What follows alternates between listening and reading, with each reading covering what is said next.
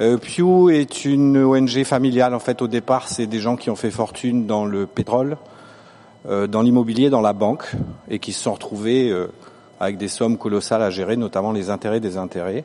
On crée une fondation familiale, ce sont 2 frères et 2 sœurs. Et puis, finalement, les activités ayant évolué se sont transformées en ONG, donc organisation non gouvernementale. Pew est une grosse ONG qui travaille sur de nombreux sujets. Je vais prendre un peu de temps sur Pew parce que, j'y reviendrai dessus, mais elle est très peu connue, notamment dans la bulle française, dans le monde français, parce qu'en fait, on n'est présent que depuis 3 ans sur les territoires français. Et donc, je vais prendre un petit peu de temps pour la présenter, contrairement, par exemple, à VVF de mon collègue Hubert Géraud, qui est dans la salle, qui est implanté depuis longtemps et dans le paysage depuis beaucoup plus longtemps. Donc Pew travaille sur de nombreux domaines, travaille sur la santé, l'éducation, étudie la vie des communautés, étudie la vie des ménages, travaille sur l'aide à la mise en place de politiques publiques, travaille sur les grandes tendances sociétales, et puis travaille sur l'environnement. Donc il y a un gros département qui est le Pew Environment Group, dans lequel on trouve de l'environnement terrestre, bien sûr, et du marin. Je vais détailler le marin. Donc le terrestre, c'est essentiellement les grands parcs nationaux américains.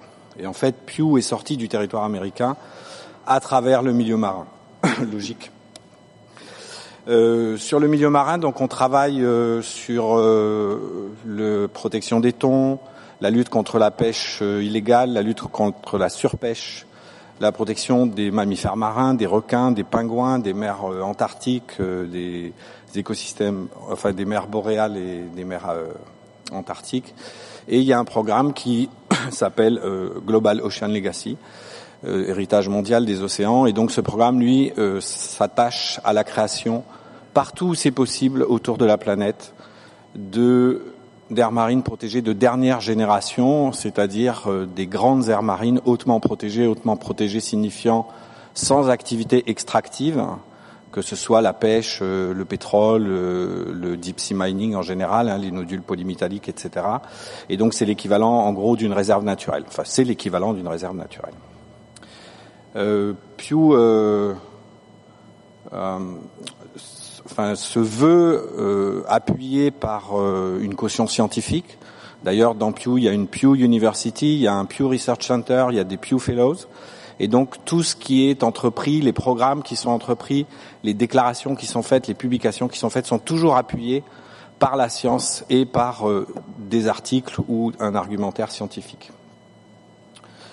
Pour faire un petit peu le pont, ou le lien en tout cas avec la conférence de ce matin, la devise de Pew, c'est que Pew est guidé par le pouvoir de la connaissance pour relever les défis majeurs de notre époque. Pew et la France. Donc Pew est peu connu dans le milieu français, dans le monde français, parce qu'en fait, je vous l'ai déjà dit, ça fait seulement 3 ans qu'on est installé sur les territoires français et on a ouvert simultanément des bureaux en Polynésie, en Nouvelle-Calédonie et à Paris, à l'Institut océanographique de la Fondation Albert Ier de Monaco, la Maison des Océans. Ici, en Nouvelle-Calédonie, donc vous imaginez bien que le programme Ocean Legacy s'intéresse au parc de la mer de Corail. Il faut savoir que pour créer ces grandes réserves, on a besoin d'espace, bien sûr. Il faut que ce soit une zone où il n'y ait pas trop de conflits d'usage, donc pas trop d'usage. Pour pas qu'il y ait de conflits, il faut pas qu'il y ait trop d'usage. Il faut pas qu'il y ait de guerre. Il faut qu'on puisse quand même y travailler.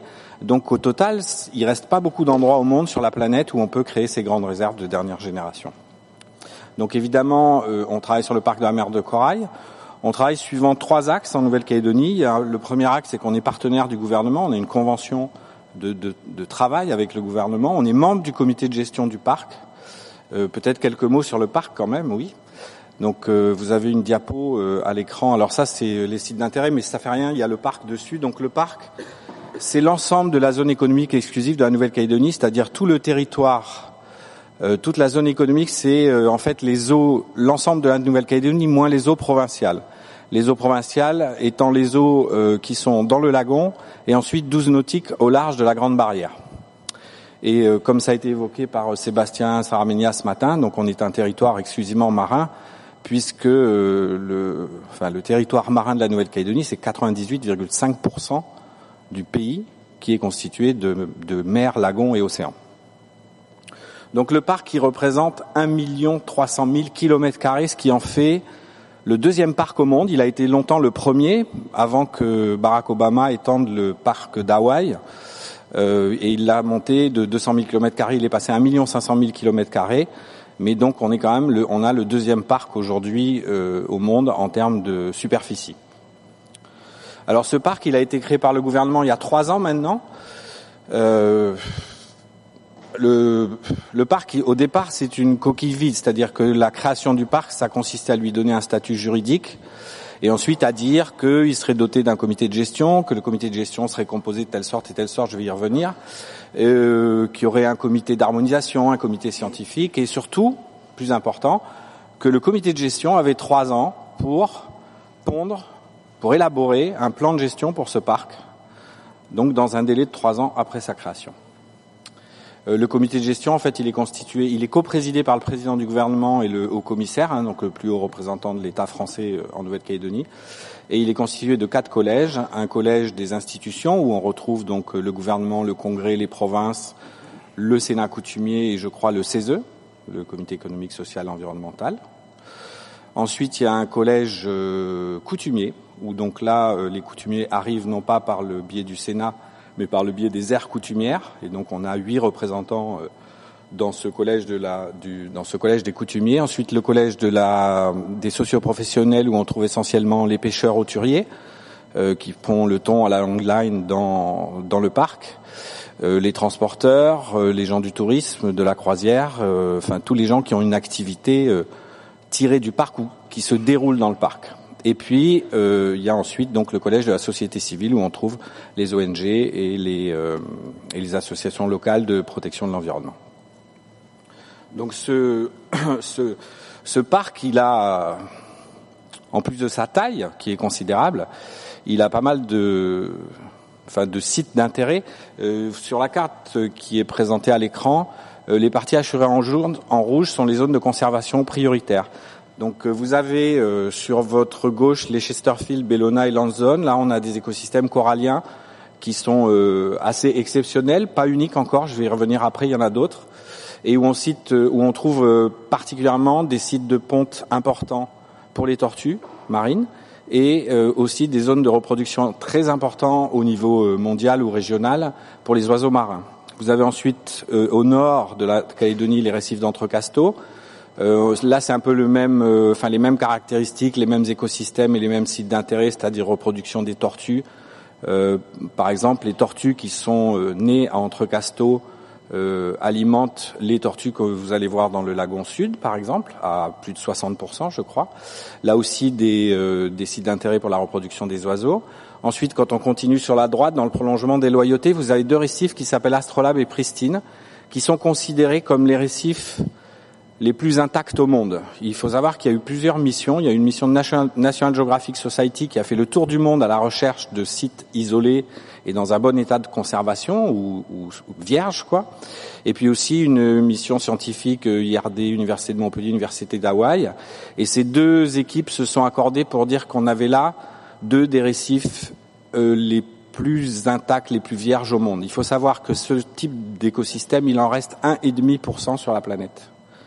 Et que 30% de ces 1,5% sont en Nouvelle-Calédonie. Et aussi que 20% de tous les récifs calédoniens, de tous les écosystèmes récifo-coralliens en Nouvelle-Calédonie sont dans un état pristine, c'est-à-dire un état, alors on ne peut pas évaluer l'état originel puisqu'on n'était pas là pour le voir, mais proche de l'état originel, en tout cas des écosystèmes qui n'ont quasiment pas été impactés par une quelconque activité ou influence d'une activité humaine.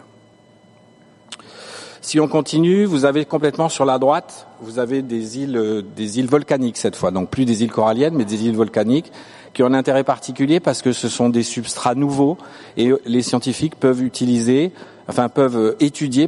la succession des organismes dans la colonisation d'un nouveau milieu. Donc un intérêt non négligeable pour la science. Ensuite, on arrive au sud de la Grande Terre et de l'île des Pins et la zone assurée là, ce sont les monts sous-marins. Donc ces monts sous-marins, ils ont plusieurs particularités. On a des assemblages faunistiques en fait qui diffèrent d'un mont à l'autre. Ils ont été très peu étudiés. On commence à avoir des données. on découvre que ce sont des espèces de guides, de balises pour les espèces migratrices qui se déplacent entre l'Antarctique, la Nouvelle-Zélande et la Nouvelle-Calédonie, que ce soit les tortues ou les baleines à bosse. Et puis on a découvert sur ces monts sous-marins des choses absolument incroyables. On a découvert par exemple un fossile vivant, une bestiole qui était considérée par les scientifiques, les géologues, les paléontologues comme éteinte depuis 140 millions d'années. 140 millions d'années. Et on la retrouve vivante à un seul endroit au monde, c'est là, c'est sur les monts sous-marins de la Nouvelle-Calédonie. Ça s'appelle Gymnocrinus richeri, c'est un crinoïde pédonculé, ça ressemble à une espèce de main articulée, c'est assez abominable et horrible. Dedans, il y a un colorant et il y a des substances actives qui ont été étudiées mais qui n'ont pas débouché parce que trop d'effets secondaires. Et puis peut-être, j'ai une carte en 3D pour vous montrer ce qui se passe, parce qu'on a tendance à voir l'océan comme une surface plane. 3D. Je crois qu'ils m'entendent pas dans le...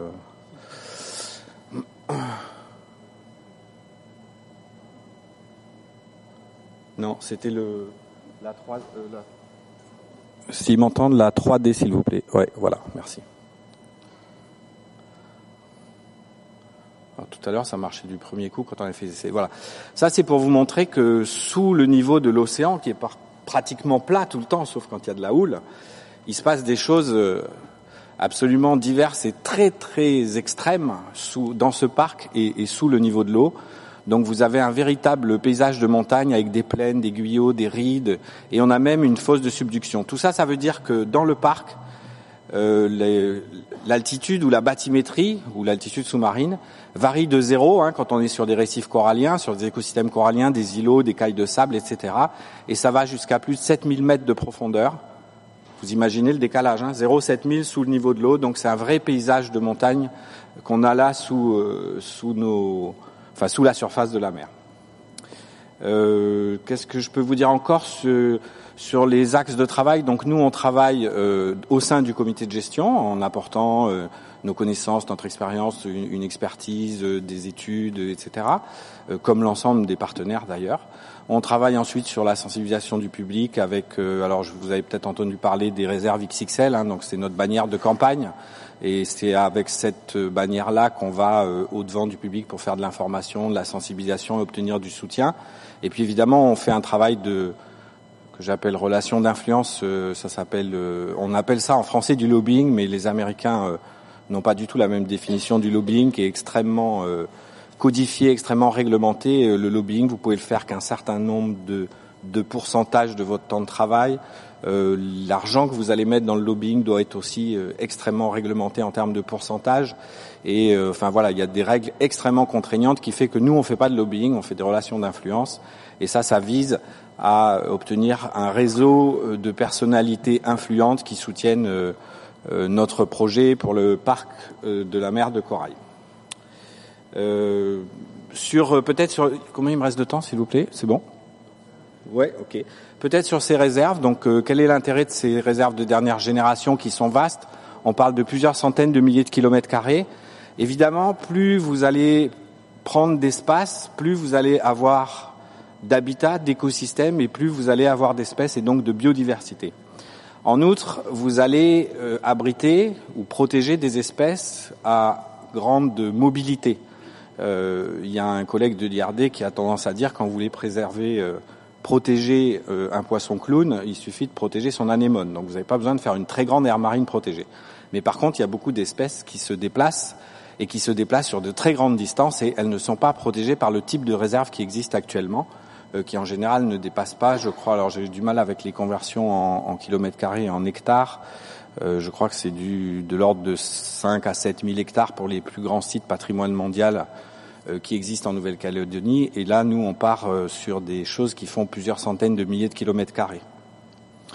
Ces réserves, des articles récents montrent qu'elles ont aussi un intérêt dans la résilience des écosystèmes par rapport au changement climatique. Tout simplement parce qu'un écosystème en bonne santé va mieux résister à une agression qui sera celle du changement climatique qu'un écosystème qui est déjà affaibli par une pollution chronique ou des choses comme ça. Donc ça, c'est assez logique, c'est ce que j'appelle les règles de la nature et de bon sens. Sur la surveillance, j'allais dire qu'il est plus facile de surveiller une grande réserve qu'une petite réserve du lagon où vous avez d'un coup le dimanche 70 bateaux qui débarquent avec 3-4 personnes à bord, des enfants, des chiens, etc. C'est hyper compliqué à surveiller ça. Une grande réserve, comme ces grandes réserves, je vous l'ai déjà expliqué, elles peuvent être installées dans des endroits qui sont isolés, où les écosystèmes sont relativement en bonne santé. Finalement, ça reste plus facile à surveiller avec des outils comme les satellites, les radars, les données océanographiques, etc. Et j'en veux pour preuve l'histoire de ce trafiquant de cocaïne qui vient d'être arrêté. Quand même, c'est un bateau de 16 mètres au milieu de l'océan, entre l'Amérique du Sud et l'Australie. Et il a été parfaitement repéré, il a été pisté, il a été surveillé, il a fini par être arraisonné. Donc la surveillance de ces grandes réserves, elle est au point. Je développerai pas ça ici, ce serait un peu trop long, mais pour ceux que ça intéresse, vous pouvez aller voir Virtual Watchroom ou Eyes on the Sea sur YouTube, et ça présente les systèmes qui existent de surveillance de ces grands espaces, de ces ZE. En fait, ça surveille des ZE entières à partir de technologies modernes. Et puis ces réserves, elles assurent aussi la pérennité de la pêche, bien sûr, parce qu'on a souvent tendance à opposer, comme c'est des réserves no-tech, c'est-à-dire où la pêche est interdite, on a souvent tendance à les opposer entre, oui, les réserves, c'est la mort de la pêche, ou c'est pas possible, les pêcheurs pourront plus vivre si on fait des réserves. En fait, c'est totalement faux et c'est exactement le contraire. Puisque ces réserves, leur effet évidemment, il y a un effet attractif d'abord notamment pour les poissons. Ensuite, à l'intérieur, on va trouver comme ils sont tranquilles, ils vont se développer. Donc, on a plus d'espèces, plus de biomasse, c'est-à-dire des poissons plus gros, plus de quantité, et puis évidemment une activité de reproduction qui est aussi plus intense que dans les zones perturbées. Et donc, cette activité de reproduction, non seulement elle va produire de la biomasse à l'intérieur de la réserve, mais au bout d'un moment, elle va l'exporter. Et donc, en fait, c'est tout le contraire. Ces réserves assurent la pérennité de la pêche. Et elles ne sont pas faites que pour la biodiversité, que pour protéger la biodiversité. Elles sont bien faites aussi pour sauver l'économie de la mer. Vous connaissez un petit peu les conditions qui sont celles aujourd'hui de l'économie de la mer. Et évidemment, je vais pas m'aventurer sur le terrain d'Idriss, mais je pense qu'il y a eu suffisamment d'exemples ce matin sur le biomimétisme, par exemple, qui montre que la conservation a un intérêt et que la conservation peut évidemment être une source d'économie extrêmement importante et qu'on peut substituer aujourd'hui à des économies qui sont basées sur l'extraction de ressources fossiles et non renouvelables. Je vous remercie et à votre disposition s'il y a des questions.